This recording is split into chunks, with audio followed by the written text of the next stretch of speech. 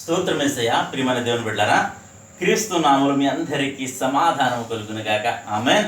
ప్రతి దినము దేవుని వాగ్దానం అనే ఆత్మీయ చక్కటి కార్యక్రమంలో మిమ్మల్ని ప్రేమపూర్వకంగా ఆహ్వానిస్తున్న దేవుని బిడ్డలారా, ఎలా ఉన్నారు? బాగున్నారా? ఉదయాన్నే లేచారా? ప్రార్థన చేసుకున్నారా? వాక్యాన్ని చదువుకున్నారా? మరి దినము విశ్రాంతి దినం కనుక ప్రియమైన దేవుని బిడ్డలారా, ప్రతి ఒక్కరికి మరి దినము విశ్రాంతి దినం అని గుర్తుందా? దేవుని సన్నిధికి మీరు వెళ్తున్నారా? తద్వారా మరి దేవుడు నిన్ను ఆశీర్వదించాలని, నిన్ను మరి హెచ్చించాలని దేవుడు కోరుకుంటున్నాడు కనుకనే, దేవుడు నిన్ను ప్రేమిస్తున్నాడు కనుకనే ఈ మాటలు నా ద్వారా దేవుడు తెలియచేస్తున్నాడు కనుక ప్రతి ఒక్కరూ దేవుని సన్నిధిని నిర్లక్ష్యం చేయకుండా దేవుని సన్నిధికి రండి. తద్వారా దేవుడు మిమ్మల్ని దీవిస్తాడు అని తెలియచేస్తూ ప్రతి దినము దేవుని వాగ్దానం అని ఆత్మీయ చక్కటి కార్యక్రమంలో వాగ్దానం చదువుతున్నాను. కీర్తనల గ్రంథము 84వ అధ్యాయము 3వ వచనం. సైన్యములకు అధిపతి యెహోవా, నా రాజా, నా దేవా, నీ బలిపీఠం వద్దనే పిచ్చుకులకు నివాసము దొరికెను, పిల్లలు పెట్టుటకు వానె కోవెలకు గూటి స్థలము దొరికెను. దేవునికి స్తోత్రం. ఇక్కడ చక్కటి వాగ్దానం ద్వారా మరి పరిశుద్ధాత్మ దేవుడు మనకు వాగ్దానాన్ని ఇస్తూ తెలియచేసిన విషయం ఏంటంటే, ఇక్కడ దేవుని బలిపీఠము యొద్దనే పిచ్చుకులకు నివాసము దొరికినట్ట. దేవునికి స్తోత్రం. పిల్లలు పెట్టుటకు వాన కోవెలకు మరి ఇంకేమంటాడంటే గూటి స్థలము దొరికెను.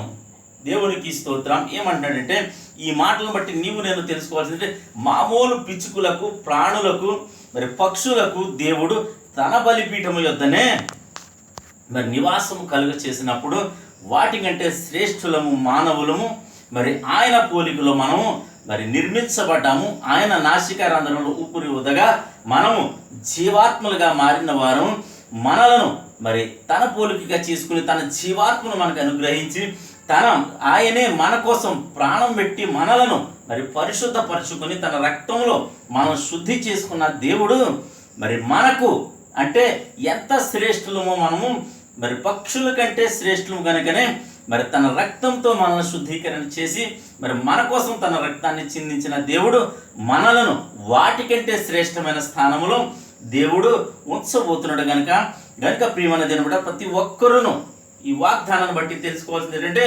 నిన్ను దేవుడు మర్చిపోవునంటే ఆయన ఎన్నటికీ మర్చిపోడు.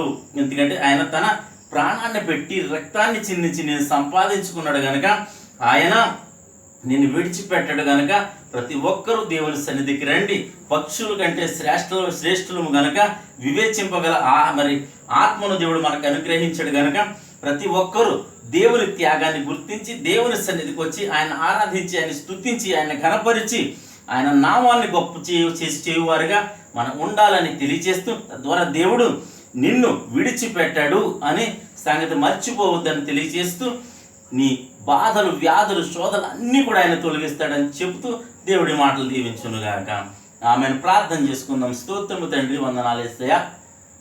ప్రతి దినము దేవుని వాగ్దానం అనే ఆత్మీయ చక్కటి కార్యక్రమంలో అయ్యా నీ బలిపీఠమునొద్దనే పక్షిన పిచ్చుకులకు నివాస స్థలం దొరికినని వాగ్దానం చేస్తున్నాం. అవును తండ్రి, ఎంతమంది ప్రజలు నా తండ్రి ప్రార్థనలు చూపిస్తున్నారు, యూట్యూబ్ ద్వారా, షేర్ చాట్ ద్వారా, ఫేస్బుక్ ద్వారా, రోడ్డు మార్గంగా వెళ్తుండగా చదువుతున్నారు. అలాగే నాయన స్టేటస్ ద్వారా ఎంతమంది అయితే వీడియోని వీక్షిస్తున్నారు, వారందరి జీవితాల్లో నా తండ్రి నీ కృపనుంచమని, నీ దయనుంచమని, ఈ వాగ్దానం వారి జీవితంలో నెరవేర్చమని ప్రార్థిస్తున్నారు. రోగులుంటే స్వస్థపరచమని, యవనస్తులకు చక్కటి సంబంధాలను గ్రహించమని, గర్భఫలాలు దయచేయమని, అయా మా గ్రామాలను, మా రాష్ట్రం, మా దేశాలను కాచి కాపాడమని, సరిహద్దులను నెమ్మది దయచేయమని, ఎండ వేడిని తగ్గించమని ప్రభా, చల్లటి వాతావరణాన్ని గ్రహించమని ప్రార్థిస్తున్నాను. అలాగే ప్రభా, ఆయా ప్రదేశాల్లో వడదెబ్బలకు నేను బాగా బలై చనిపోతుండగా అన్న కుటుంబాలు మీరు ఆదరించమని ప్రార్థిస్తున్నాను తండ్రి. అలాగే దినము పెళ్లి రోజున పుట్టినరోజుగా జరిపించుకుని వచ్చిన ప్రతి బిడ్డకి క్షేమాన్ని, సమాధానాన్ని, సంవత్సరం అంతా దయకిరీటాన్ని దయచేయమని, ఎక్కడెక్కడైతే యుద్ధాలు జరుగుతున్న ప్రతి చోట ఈ సమాధానాన్ని దయచేయమని ప్రార్థిస్తున్నాను తండ్రి. అలాగే ప్రభువా నాయనా నీ కృపనుంచమని ఈ దినం ప్రభా నీ బిడ్డలు చేయు ప్రయాణాల్లో, ప్రయత్నాల్లో, రాకపోకల్లో, సమస్తములు మీరే తోడండి. మహిపదము ఎక్కడెక్కడైతే దినం ఆరాధనలు జరుగుతున్నాయో ప్రతి సేవకుడిని ప్రభా నేను కొలతలు నీ ఆత్మతో నేను అభిషేకించి బలంగా వాడుకున్నామని, విశ్వాసులందరినీ ఉజ్జీవింపజేసి ఆత్మీయతలో బలపరచమని ఏస్తున్నాం పెట్టాడు చిన్నమ్మ పరమ తండ్రి. ఆమేన్. నేను నమ్ముతున్నాను ప్రియమందిరుడు ప్రభు మీతో మాట్లాడారు కనుక ప్రతి ఒక్కరు దేవుని సన్నిధికి రండి. అలాగే వీడియోని లైక్ చేయండి, షేర్ చేయండి, ఛానల్ సబ్స్క్రైబ్ చేసుకోండి. దేవుడు నిన్ను కుటుంబాన్ని దీవించును గాక. ఆమేన్. అంతా బాగానే వచ్చింది, నాకని తెలుగు వచ్చింది.